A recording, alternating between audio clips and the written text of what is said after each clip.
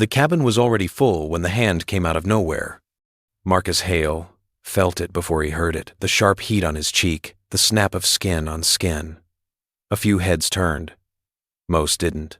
The aisle froze. "Sir, step back," the purser said, voice flat, eyes sliding past him, to the manifest.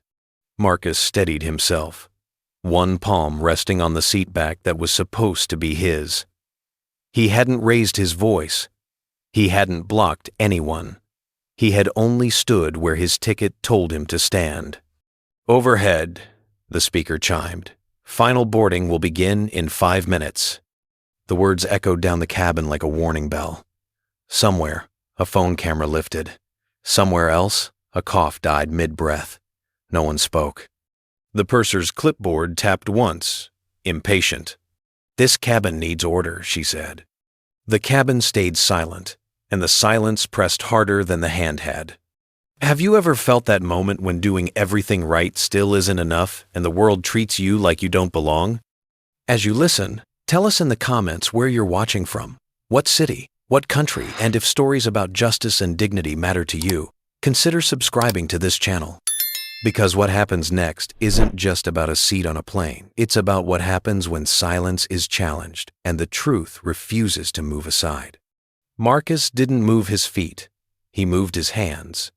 Slowly, deliberately, he reached into the inside pocket of his jacket and brought out the folded boarding pass. The paper trembled not much, just enough to notice if you were looking for it. He held it out between 2 fingers, like an offering that shouldn't need to be made. "Seat 3A, he said. "I boarded when my group was called." The purser didn't take the paper. She glanced at it, then past it, then back to the clipboard pressed against her chest. The pen clipped to the top clicked once, a small, impatient sound. "That's not what I have here," she said. Around them, the aisle narrowed. A man in a blazer shifted his weight from one foot to the other. A woman 2 rows back leaned sideways, pretending to adjust her bag while angling her eyes forward. No one spoke. The silence had weight now thicker, like humidity before a storm. Marcus felt the heat on his cheek cooling, tightening. He swallowed. "Could you check again?" he asked. His voice was even. He made sure of it. "Sometimes. The system." The purser lifted the clipboard higher, a physical barrier. "Sir," she said, "this cabin is full. Your ticket doesn't match this section." It was a sentence he had heard before, in other rooms, other cities, boardrooms, hotels, offices where the furniture was expensive and the assumptions were cheap. He nodded once, not in agreement, but in acknowledgement of the line being drawn. "I paid for this seat," he said. "If there's an error, I'm happy to wait while you confirm." Behind him, a soft chime from a phone. Not loud, just present. Marcus didn't turn, but he sensed it the way you sense a light switching on behind your head. Somewhere, a lens had opened. Somewhere, someone had decided to remember. The purser's eyes flicked, just for a fraction of a second, toward the sound. Then they hardened. "This is not a discussion," she said. "I need you to step aside so we can continue boarding." "Step aside." The words carried a practiced politeness, the kind that made refusal sound like misbehavior. Marcus placed the boarding pass on the armrest of 3A, smoothing it flat with his palm as if claiming a territory with care rather than force. "I'm not blocking anyone," he said, "and I'm not raising my voice." She exhaled through her nose, a sound that might have been a sigh. "You're delaying the process," she replied. A radio crackled at the front of the cabin. Footsteps approached, measured, purposeful. A man in a navy jacket with a badge clipped to his belt stopped a few feet away. Evan Miller, gate supervisor. His eyes took in the scene quickly. The purser, the passenger, the paper on the seat, the way the aisle had tightened around them like a throat. "What seems to be the issue?" Evan asked, already holding his tablet at an angle that favored his own view. The purser didn't look at Marcus when she answered. "Ticket discrepancy," she said. "He's in the wrong cabin." Marcus turned slightly, enough to include Evan without crowding him.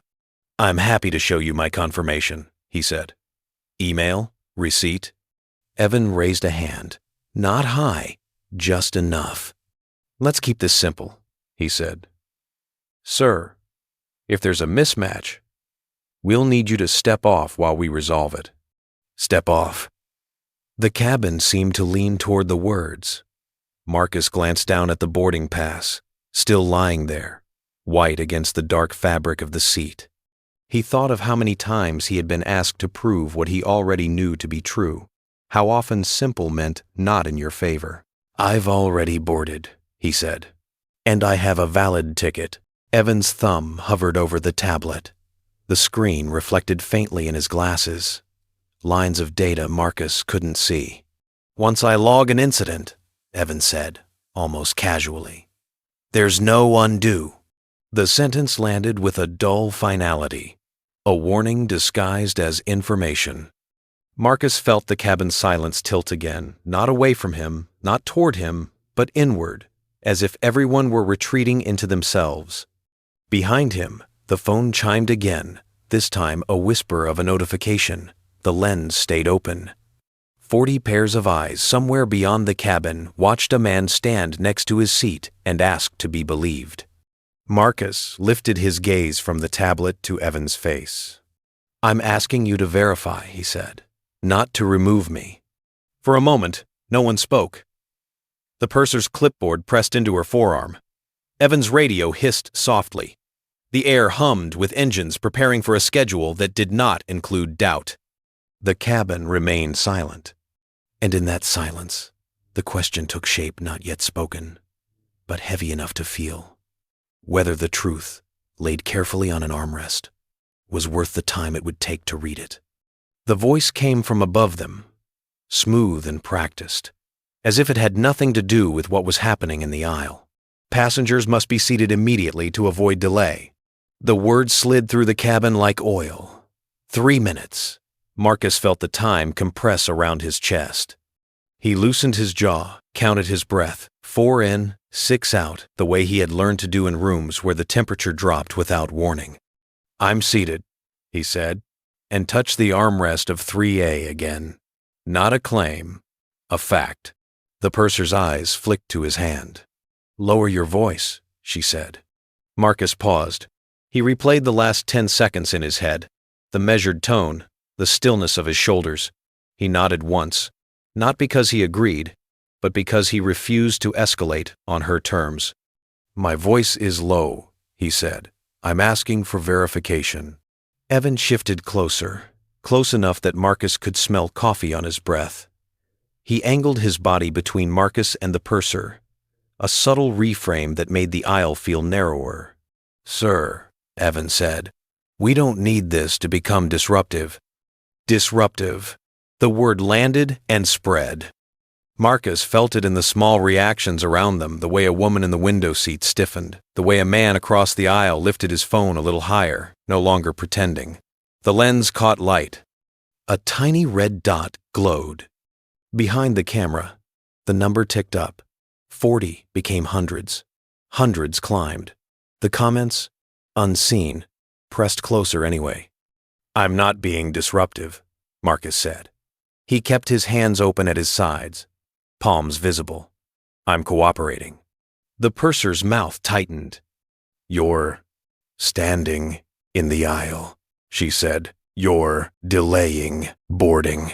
Marcus looked down the aisle. No one was trying to pass him. The line had stopped because the line had been stopped. He looked back up. "I will sit," he said, "when you confirm my seat." Evan's thumb hovered over the tablet again. He didn't press it. Not yet. "Sir," he said, lowering his voice, "this is your last request." Last. The word carried a finality it hadn't earned. Marcus felt something shift.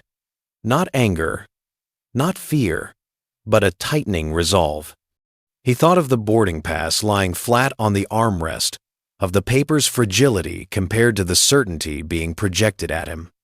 "I'm asking you," Marcus said, turning slightly so his words carried down the cabin, "to read what's in your hand." The purser stepped closer. Her presence filled his peripheral vision. "Stop raising your voice," she said. He blinked. He could hear the engines through the hull, a constant, patient roar. He could hear his own heartbeat, steady despite everything. "I haven't," he said quietly. Evan exhaled, a small sound of frustration. "This is exactly what we're talking about," he said. "You're escalating." Marcus felt the trap close the circular logic that turned composure into defiance. He nodded once, slowly, and did something small and deliberate. He sat down. He lowered himself into 3A, back straight, knees together, hands resting on his thighs. The seat accepted his weight with a muted creak. The boarding pass lay between his fingers. He placed it on his lap and folded his hands over it, sealing it there. "I'm seated," he said. For a moment, the aisle held its breath. The purser stared at him as if he had broken a rule by complying too precisely. Evan glanced at the tablet, then at the radio clipped to his shoulder. Static hissed. "Sir," the purser said. "Stand up." Marcus didn't move. He met her gaze. "Why?" he asked. The question hung there, simple and dangerous. The camera caught it. The red dot pulsed. The count climbed again. 5,000 now, spilling beyond the cabin into feeds and timelines Marcus would never see. Evan leaned in. "If you refuse a crew instruction," he said, "we will have to remove you." Marcus nodded, absorbing the words. He felt the cabin's silence press in again, not the stunned quiet from before, but something sharper, evaluative, waiting. "I'm following instructions," he said. "I'm seated. I'm calm." The purser's voice sharpened. "You're being aggressive." The word cut deeper than the slap had. Marcus felt it register in the room, felt the way it tried to rewrite the last 3 minutes into something unrecognizable. He closed his eyes for half a second, then opened them. "I'm not," he said, "and the camera can see that." The purser turned, just enough to register the phone. For the first time, uncertainty flickered across her face. Evan saw it too. His thumb hovered again, indecisive now. Overhead, another chime. "Passengers, please take your seats." 3 minutes bled away. The engines hummed louder, impatient. The cabin stayed silent, watching a man sit exactly where he was told, and being told it still wasn't enough. The cabin didn't explode, it settled. After the accusation, "You're being aggressive," there was a thin, suspended quiet, like the moment after a glass stops ringing. The engines kept their patient hum. Air moved through the vents. Life continued at cruising volume, even though they were still on the ground. Marcus stayed seated. He adjusted his posture by a fraction, rolling his shoulders back so they didn't hunch, planting both feet flat on the carpet. He placed the boarding pass neatly on the tray table, squared it with the edge, then rested his hands on either side. The movements were deliberate, almost ceremonial, as if he were showing the room how to exist inside a storm. Across the aisle, a woman in her 30s, hair pulled into a tight bun. Laptop bag under her seat met his eyes. She looked like she wanted to say something. Her mouth opened, closed. She glanced toward the purser, then back at Marcus, then down at her hands. The moment passed. She exhaled and stared at the seat back in front of her. The silence thickened, not with fear now, but with watching. Someone coughed. Someone else shifted. A man 2 rows back raised his phone higher, no longer hiding the angle. The small red dot reflected faintly in the polished metal of an overhead bin latch. Marcus felt it like a pulse behind his right ear, present, steady. He didn't look at the camera. He looked straight ahead. The purser stood frozen in the aisle, clipboard pressed to her chest like a shield. For the first time, she seemed unsure of where to put her weight. Evan had stepped half a pace back, his radio murmuring to itself. The tablet's glow dimming as the screen timed out. "Sir," the purser said, her voice softer now, tighter. "You need to comply." Marcus turned his head slowly. So slowly, it felt like a negotiation with gravity. "I am complying," he said. "I'm seated. I'm quiet. I'm waiting." The words weren't defiant. They were factual. They didn't ask for permission. The purser's jaw tightened. She glanced toward the front of the cabin, toward a place where authority lived in intercoms and procedures. Then she looked back at Marcus, at the paper on the tray, at the hands resting calmly on either side of it. "Stand up," she said again, though the sentence lacked its earlier certainty. Marcus didn't answer right away. He took a breath. The smell of recycled air and coffee lingered. He felt the seat's fabric against his palms, the faint vibration of the engines under his shoes. He thought of the question that had formed earlier, unspoken, and let it surface. "Can you tell me," he asked, "what rule I'm breaking?" The question moved through the cabin like a current. Heads tilted. The woman with the bun looked up again. A man across the aisle lowered his phone just enough to listen. The purser opened her mouth, closed it. Evan stepped forward, instinctively filling the gap. "Sir," he said, "this isn't the time for debate." "It's the only time," Marcus replied, still seated, still calm. "Once we take off, there's no record, no correction." The word record lingered. The camera's red dot pulsed, indifferent. For a moment, no one spoke. The purser's fingers tightened around the clipboard until her knuckles whitened. Evan's eyes flicked to the radio, then back to Marcus. He swallowed. Behind them, the cabin breathed, as one an inhale held too long. The silence had changed again. It wasn't shocked or accusatory now. It was attentive. A voice, tentative, rose from somewhere behind Marcus. "He's not yelling," a man said. Not loud, not confident, but audible. The purser turned sharply. "Sir, this does not concern you." The man shrank back into his seat. The woman with the bun closed her eyes for a second, then opened them. She straightened her spine. "He's seated," she said, her voice steady despite the tremor in her hands. "I saw what happened." The sentence landed with a soft thud, like a book placed carefully on a table. Not a challenge, a fact. The purser stared at her. Evan inhaled, a sound halfway between relief and alarm. The camera caught it all. The shift, the fracture in the narrative that had been holding. Marcus felt something loosen in his chest. Not victory, not hope, just the knowledge that he wasn't alone in the quiet anymore. "Thank you," he said, not looking back. The purser's gaze moved from the woman to Marcus, then to the watching aisle. The clipboard lowered a fraction. For the first time, her authority felt exposed, not because it had been defeated, but because it had been seen. Somewhere, a notification chimed. The number climbed again. The room beyond the cabin leaned in. The silence returned, but it was different now. It wasn't empty. It was listening. Evan's tablet woke again in his hands, the glow sharp enough to cut the dim aisle in two. He angled it slightly, not hiding it now. Lines of text stacked neatly, fields, boxes, a blinking cursor waiting for a decision that would become a fact the moment it was entered.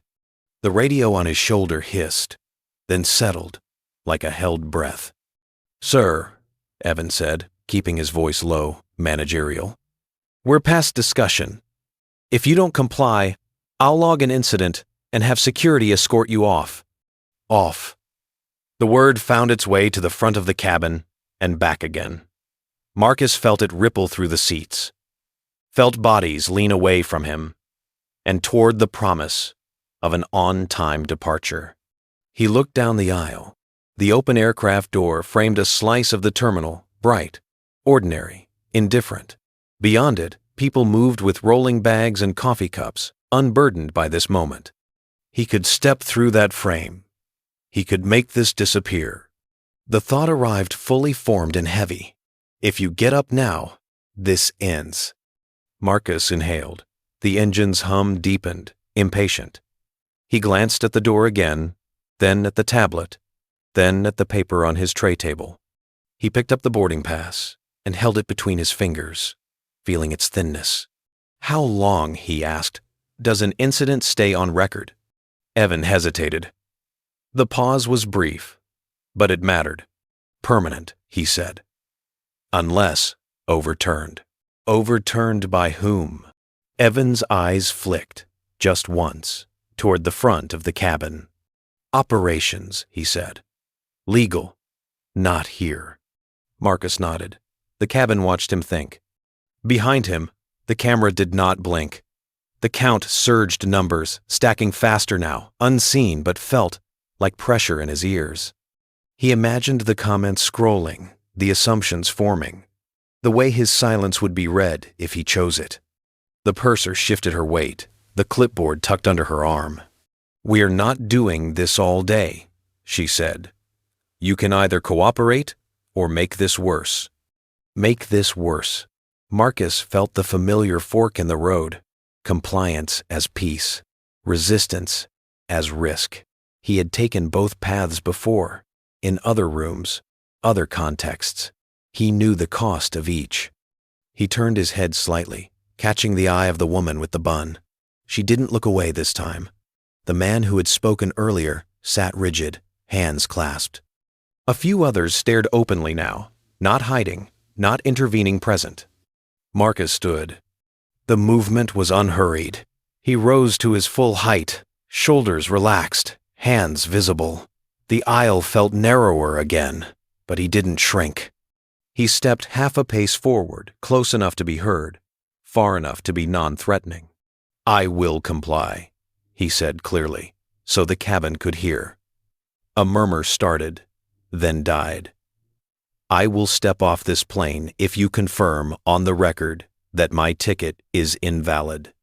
Evan blinked. "That's not how this works," he said. "It is," Marcus replied. "Because you said there's no undo once you log it. So log the truth." The purser scoffed softly. "Sir, you're escalating again." Marcus didn't look at her.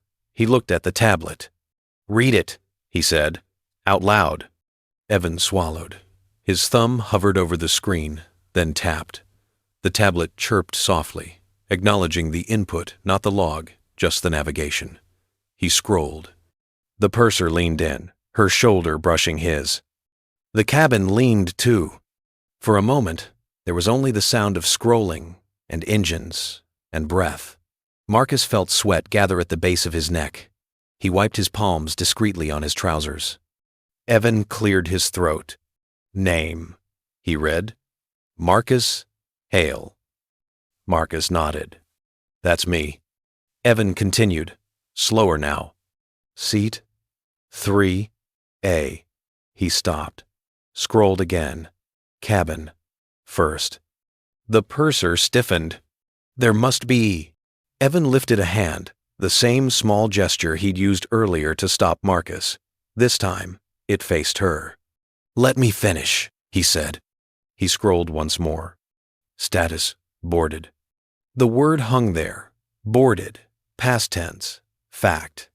A ripple moved through the cabin, tiny sounds, shoes shifting. A breath released. The camera caught Evan's face as it changed, the confidence giving way to calculation. Evan looked up at Marcus. "Sir," he said carefully, "there's still the issue of crew instruction." Marcus met his gaze. "I followed every instruction," he said. "And I was struck." The purser's head snapped toward him. "That's not—" "It's on video," Marcus said, evenly. "And it's on your timeline." Silence. The thick kind. The kind that asks a question no one wants to answer. Evan glanced at the tablet again, then at the radio. He could press the button. He could still choose speed over truth. The engines hummed, urging him on. Marcus took one step back, giving the aisle room. "I'm not asking you to choose me," he said. "I'm asking you to choose the record." The cabin waited. Evan's thumb hovered. The cursor blinked. The open door glowed at the end of the aisle. A clean exit, shimmering with ease. Then Marcus did something small and final. He placed the boarding pass back on the tray table, flat, centered. He folded his hands behind his back. "I'll stand here," he said, "until you decide." The midpoint settled into place, not a victory, not a loss, but a line drawn in quiet ink. The cabin held its breath, knowing that whatever came next would not be undone. The intercom clicked on with a soft pop, a sound so ordinary it usually went unnoticed. "Cabin crew," a voice said, calm and distant. "Prepare for door closure." The words moved through the aircraft like a draft. Marcus felt them brush his skin, settle in his chest. 1:30. He didn't need to hear the number to know it. The engines had shifted, the hum tightening, the plane readying itself to become a sealed argument. The purser straightened at once. The clipboard came up again, pressed flat against her torso, its edge aligned with the seam of her uniform. Evan's posture changed too, shoulders squared, eyes flicking toward the front as if the voice had tugged a string attached to his spine. "Captain's call," Evan said, more to himself than to anyone else. Marcus stood where he was, hands still behind his back, boarding pass resting on the tray table like evidence laid out for a jury that might never convene. He felt the camera's presence intensify, not louder, not closer, just heavier. The count surged again. 20,000 and climbing. The room beyond the cabin, filling with people who had no stake in making the flight, on time, and every stake in what the outcome would say. The purser took a step toward him. "Sir," she said, her voice newly formal, "we are closing the doors. This matter will be addressed by operations." "After takeoff," Marcus said. "Yes," she replied. "That's procedure." Procedure. The word slid into place, smooth as a tile laid over a crack. Marcus nodded once. "And if I'm removed now," he asked, "what happens to the record?" Evan answered without looking at him. "It stands," he said, "pending review." Pending review. The engines answered with a deeper note, as if to underscore the phrase. Marcus glanced toward the open door again. The terminal beyond looked unchanged, still bright, still ordinary. The ease of leaving pressed at him like a hand on his back. He turned back to the aisle. "I'm asking you to halt closure," he said, "long enough to read what's already in your system." The purser shook her head. "We don't halt for individual disputes." The word individual landed hard. Marcus felt it in the silence that followed, felt the way the cabin absorbed it. Individual meant small, contained, replaceable. The intercom clicked again, closer now, as if the voice had stepped into the room. "Cabin crew 1 minute." A ripple moved through the seats. Belts tightened. Bags were shoved under chairs. Normal end-of-boarding rituals took on a new sharpness. Every click and thud a reminder that the clock did not care about truth. Evan lifted his radio. "Ops," he said. "We have a situation." Static answered. Then a voice, clipped and efficient. "Go ahead." Evan lowered his voice, turning slightly away from Marcus. "Passenger refusing crew instruction," he said. "First cabin." Marcus stepped half a pace forward, not into Evan's space, just into the sentence. "I'm complying," he said, clear and audible. "I'm standing where you asked. I'm calm." And I was struck. The radio crackled. A pause. "Confirm boarding status," Ops said. Evan hesitated. The tablet felt heavier in his hands now, its glow reflecting in his glasses. "Boarded," he said. Seat 3A. Another pause. The cabin leaned in. Captain advises proceed with closure, Ops replied. Document incident. The purser exhaled. A sound of relief she didn't seem to register making. She nodded once, as if receiving a benediction. You heard them, she said to Marcus. Step aside. The word document echoed. Marcus felt the camera tilt slightly, felt the weight of eyes beyond the cabin pressing for clarity. He looked at the purser, at Evan, at the radio that had just reduced him to a line item. On the record, he said. Who authorizes a strike? The purser stiffened. That is a serious accusation. It's a serious action, Marcus replied. And it happened in this cabin. The woman with the bun drew a breath. The man behind her shifted forward, then back. No one spoke. The silence gathered again, dense and expectant. Evan rubbed his forehead with 2 fingers. Sir, he said, lowering his voice. This is bigger than us now. Marcus nodded. Exactly. The intercom chimed again, the sound sharper this time. 30 seconds. The number landed like a verdict. The engines rose in response, eager, unforgiving. Marcus felt the plane's readiness in his bones, the way metal anticipates motion. He took 1 step back, giving the purser a clear path to the door. I'm not blocking closure, he said. I'm asking you to pause it. The purser didn't move. Her eyes flicked to the camera, then away. The clipboard slipped a fraction lower, no longer a shield, more a weight. Evan stared at the tablet. The cursor blinked. 30 seconds was an eternity and nothing at all. Outside the cabin, the audience swelled. Inside, the silence hardened into something else, not agreement, not dissent, but a collective awareness that whatever happened in the next half-minute would be carried far beyond this flight. The intercom counted down in the background, numbers implied, if not spoken. Marcus stood still, a man framed between an open door and a closing system. And for the first time since the slap, the question was no longer whether he would be removed. It was whether the plane would be allowed to leave without answering him. The intercom didn't announce the number. It didn't have to. Everyone felt it. 30 seconds lived in the way the engines deepened again, in the way a flight attendant at the front reached instinctively for the door lever and then stopped. Waiting for the word that would allow her to finish the motion, the aircraft had leaned forward, impatient, like a runner set in the blocks. Marcus stood exactly where he was, the aisle framing him like a narrow stage.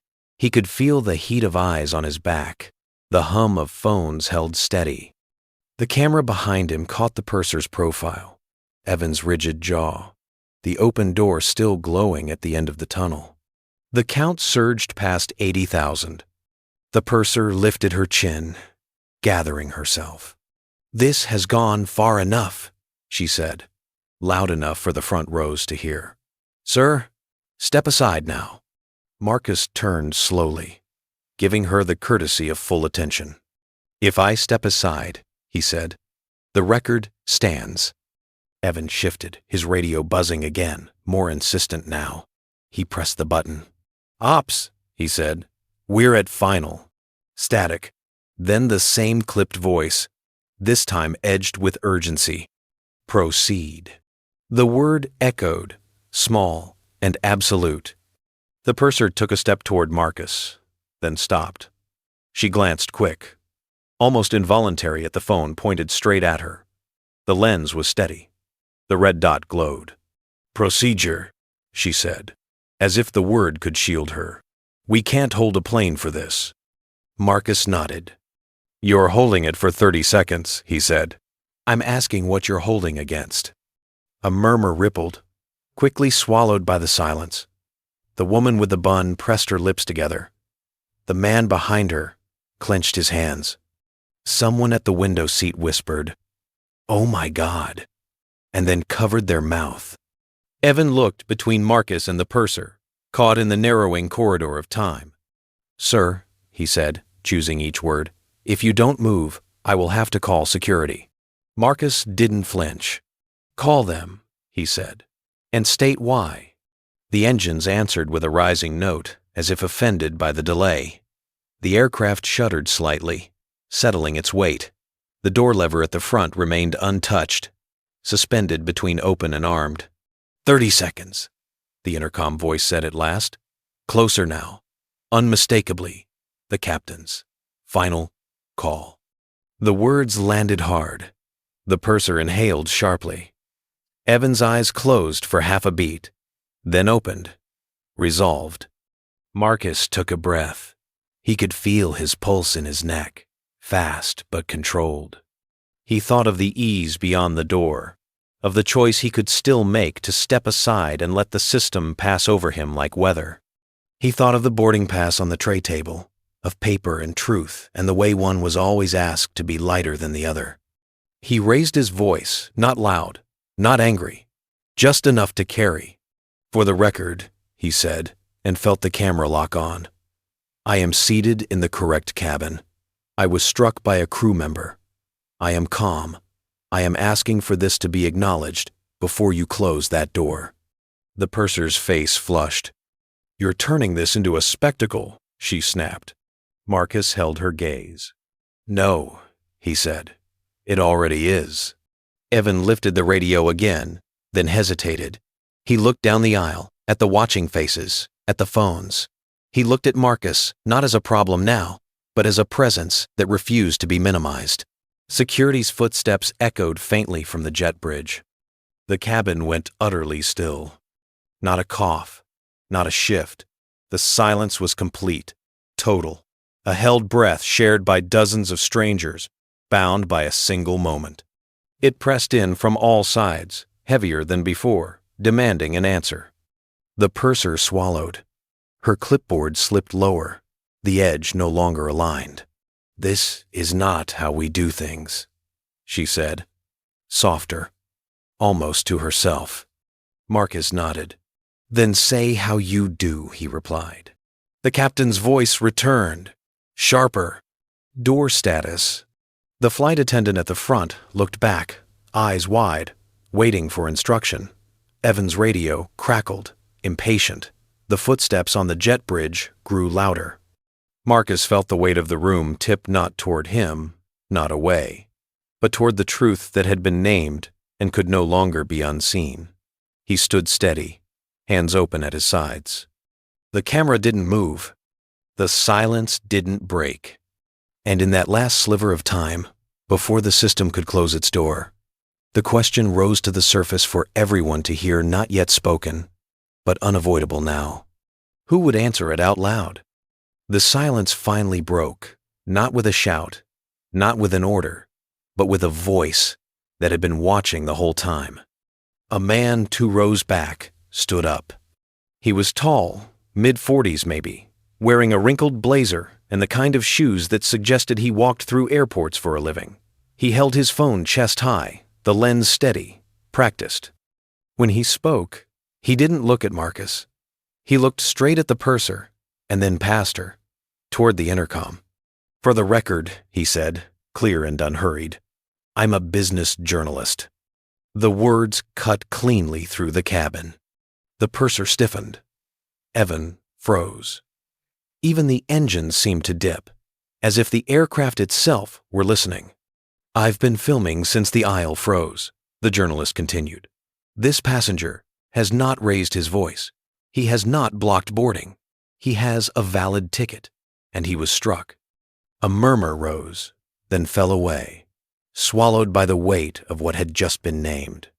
The camera in the journalist's hand pivoted slightly, catching the purser's face in full, then the intercom panel above the galley. "Are you still calling this procedure?" he asked. The question landed and stayed. Marcus felt his chest tighten, not with fear, but with release. He hadn't said the words himself. He hadn't needed to. The cabin had done it for him. The purser opened her mouth, closed it. Her eyes darted once to the open door, once to the phones now openly raised, once to the intercom that had become an unwilling witness.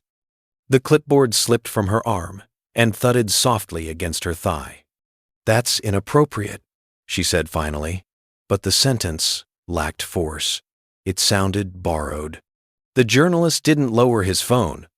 "What's inappropriate," he said, "is pretending this is about timing." Evan rubbed his jaw hard. "Sir," he said to the journalist, "you need to sit down." "I will," the journalist replied, "after you answer." The count beyond the cabin surged, numbers leaping as feeds picked up the clip, as captions wrote themselves. 80,000 became more. Marcus felt it like pressure lifting, like a room finally being aired out. The captain's voice came through the intercom again, sharper now, edged with something new. "What is happening up there?" The purser looked up, startled. For the first time, she seemed unsure who should answer. Evan took a breath. "Captain," he said, choosing his words carefully, "we have a documented dispute regarding a seated passenger. Video is involved." A pause, longer than before. Marcus spoke, not loud, not urgent, just present. "I was struck," he said, "and I'm still here." The intercom crackled. "Hold position," the captain said. The words rippled through the cabin like a physical thing. Hold. Not proceed. Not close. Hold. The flight attendant at the door let her hand fall away from the lever. The engine softened, easing back a fraction. The plane exhaled. The purser's shoulders sagged, just slightly. She pressed her lips together, then spoke. Not to Marcus, not to Evan, but to the space between them. "I didn't." She stopped, swallowed. "We're under pressure to move, to keep things smooth." The journalist lowered his phone a few inches, not enough to stop recording. "And when it isn't smooth?" he asked. The purser's eyes flicked to Marcus. For a moment, something raw surfaced there. Fear, maybe, or recognition. She looked away quickly. "I followed protocol," she said, but the words sounded thin now, stretched over something they couldn't quite cover. Marcus felt the weight of the room shift again, not toward condemnation, not toward absolution, but toward truth. He took a step forward, gentle, closing the distance without crowding. "Then let the protocol speak," he said. Out loud, the intercom hummed softly, alive with unseen listeners. The journalist's phone steadied again. The cabin leaned in, unified by a single expectation. The purser nodded once, sharply, as if bracing herself. "I made a call," she said. "And it went too far." The admission was quiet. It didn't excuse anything. It didn't undo the slap, but it cracked the shell around the moment, letting air in. The silence that followed was different from all the silences before. It wasn't frozen. It wasn't judging. It was witnessing. Marcus felt his hands tremble for the first time since it began. He clasped them together behind his back, grounding himself in the simple fact of standing. The journalist finally lowered his phone. "That's on record," he said. The captain's voice returned. Steady now, unmistakably present. "Cabin crew," he said, "stand by." Outside, the audience held its breath. Inside, the cabin did the same. The question that had hovered unspoken through the countdown, through the silence, through the pressure, had finally been answered, not with authority, not with force, but with a truth spoken where everyone could hear it. And in that moment, before consequences arrived, the cabin remained utterly still, no longer afraid of the silence, but anchored by it. The plane didn't move. The engines held at a low idle, a restrained hum that felt almost respectful now. The open door remained open, but no one rushed it. The jet bridge stood empty. Security's footsteps paused somewhere out of sight, as if even they had been asked to wait. The journalist stepped back into his row and sat down.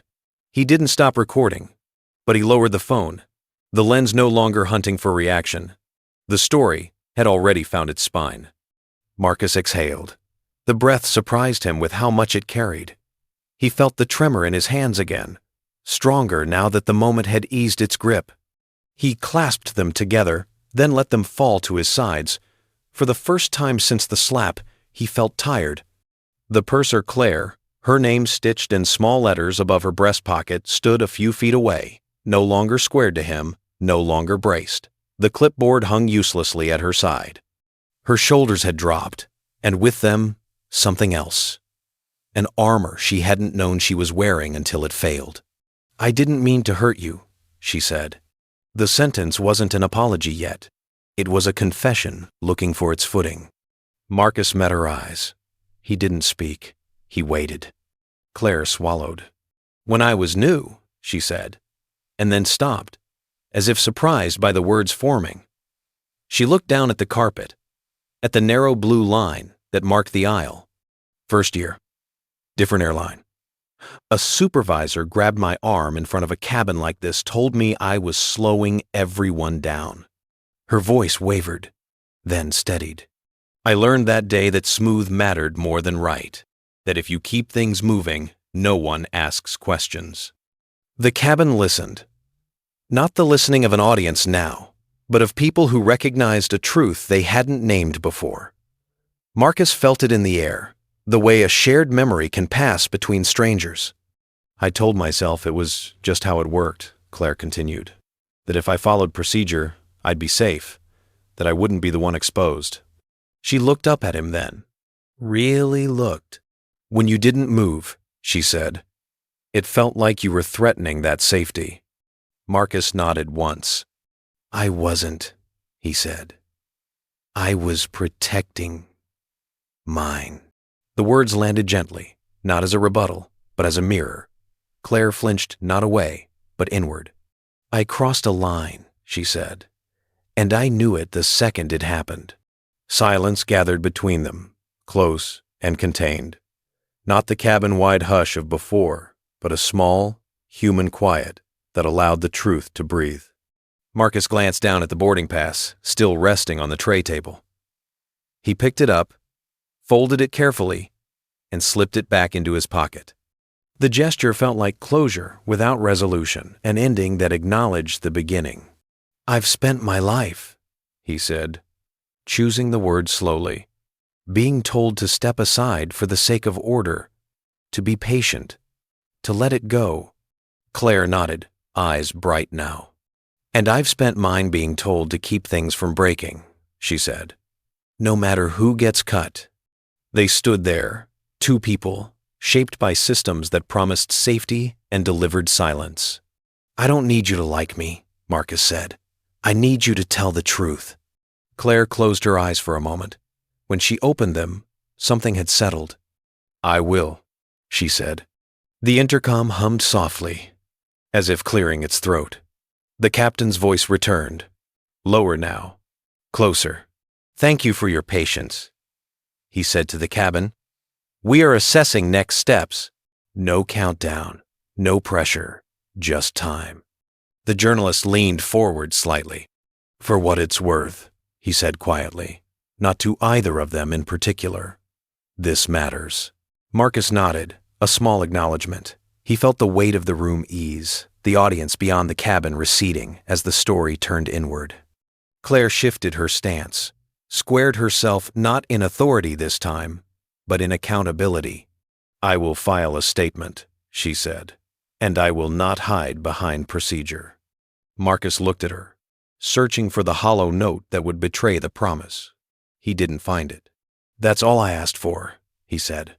The silence returned one more time, but now it was narrow and personal, held between two people standing in the aisle of a plane that had stopped trying to leave without them. Outside, the world waited for consequences. Inside, the truth had already landed, and neither of them was the same for having said it out loud. The intercom clicked on again, this time without urgency. "Ladies and gentlemen," the captain said, and his voice carried a gravity that hadn't been there before, "we are holding this aircraft. Boarding is halted." A ripple moved through the cabin, not loud enough to be called a reaction, but felt everywhere. The engines softened further, easing into a steady idle. The door remained open. No one rushed it. Effective immediately, the captain continued. Operations has initiated an audit of the incident reported in the first cabin. A temporary pause on cabin enforcement removals is in effect pending review. We will not close doors until this is addressed. The words were careful, procedural, and unmistakable. Marcus closed his eyes for a moment. When he opened them, the world felt sharper, brighter, as if the air itself had been rinsed clean. He didn't smile. He didn't raise his hands. He simply stood there and let the meaning settle into his bones. The journalist lowered his phone completely. "That's confirmation," he said softly, to no one in particular. Evan exhaled a long breath, the kind that emptied his shoulders of weeks of tension. He nodded once, as if acknowledging a call he hadn't wanted to make, but had known was coming. "I'll file the report," he said, accurately. Claire, no longer just the purser, but a person again, took a step back. Then another, clearing the aisle. She placed the clipboard on a jump seat and left it there, deliberately, as if setting down a weight she'd carried too long. The cabin waited. Then, slowly, people returned to their seats, not with relief, but with attention. Seatbelts clicked. Bags settled. A few heads bowed, not in apology, but in recognition. Marcus sat. The seat took him this time without resistance. He placed his hands on his thighs and felt the vibration of the aircraft beneath him, steady and alive. His fingers trembled, just a little. He let them. He didn't hide it. The journalist leaned across the aisle. "Are you okay?" he asked quietly. Marcus nodded once, then shook his head. "I will be," he said. "I'm just tired." Claire stood a few rows away, uncertain, then approached with a small cup of water. She held it out, not as service, not as repair, just as a human offering. "For the wait," she said. Marcus accepted it. Their fingers didn't touch. "Thank you," he replied. The intercom spoke again, this time with a softer cadence. "We appreciate your patience," the captain said. "We'll update you shortly." Time returned to the cabin, gentle and unhurried. The audience beyond the aircraft began to drift away. Their work done. Notifications slowed. The room reclaimed its privacy. Marcus sipped the water. It tasted like nothing and everything. He felt the moment's aftershock move through him, the delayed tremor that comes when the body realizes it survived. He set the cup down and pressed his palms together, breathing until the shaking eased. He thought of all the times he had swallowed words for the sake of progress, all the rooms where silence had been the price of entry. He realized, with a quiet clarity, that the hardest part had not been the slap. It had been the temptation to accept it. Claire paused beside his row. "I'm sorry," she said. And this time, the word didn't wobble. "I'll face what comes." Marcus met her gaze. "That's how it changes," he said. "Not with promises, with records." She nodded and moved on. Outside the plane, a supervisor appeared at the door, speaking softly with the flight attendant. Paperwork passed hands. Names were written. The machinery of accountability turned, slow but undeniable. The engines remained at idle. The cabin remained quiet. Not frozen, not afraid. Quiet because nothing needed to be shouted anymore. When the captain finally announced that boarding would resume carefully, with oversight, the plane did not lurch forward. It waited. And when the door closed at last, it did so without drama, without haste. Marcus leaned back in his seat. He felt the plane move, felt the future gather its momentum. He closed his eyes and let the last echo settle where it belonged. The cabin was silent, not because no one dared to speak, but because the truth had finally been said out loud. Now that you've heard the full story, how did it make you feel and which moment stayed with you the longest? Share your thoughts in the comments, because your perspective becomes part of the conversation. If this story moved you, please like, share it with someone who needs to hear it, and subscribe to the channel for more stories where injustice is confronted and humanity has the final word.